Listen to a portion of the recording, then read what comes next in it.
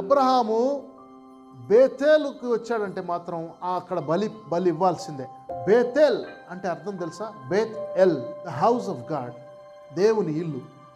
దేవుని ఇంటిని మనం గుర్తుపట్టాలి. దేవుని సన్నిధి ఎక్కడ ఉందనేది మనం తెలుసుకోవాలి, మనం గుర్తుపట్టాలి. ఈ రోజున మనం చూడండి ఎంత సిగ్గుపడాల్సిన విషయం అంటే, మనకి బెడ్రూమ్ ఉంటుంది, మనకి హాల్ ఉంటుంది, మన కిచెన్ ఉంటుంది, మళ్ళీ డబుల్ బెడ్రూమ్ ఉంటుంది, అన్ని రూమ్స్ ఉంటాయి. కిచెన్ కావాలంటే ఎంతో స్పేషియస్గా మాడ్యులర్గా మోడల్ కిచెన్స్ చేసుకుంటాం. మనం కావాలంటే ఎంత ఖర్చైనా పెట్టి ఫైర్ సేఫ్టీ కోసం ఆలోచిస్తాము, అన్ని విధాలుగా ఆలోచిస్తాం, ఎంత డబ్బైనా ఖర్చు పెట్టి.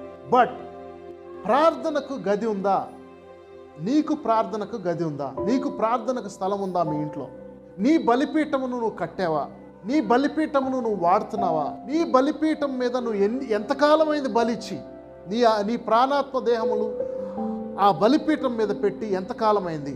నువ్వు కట్టినటువంటి బలిపీఠము, నువ్వు వాడేటువంటి ఆ బలిపీఠము దగ్గర ఎంతకాలమైంది దేవుని ఆరాధించి?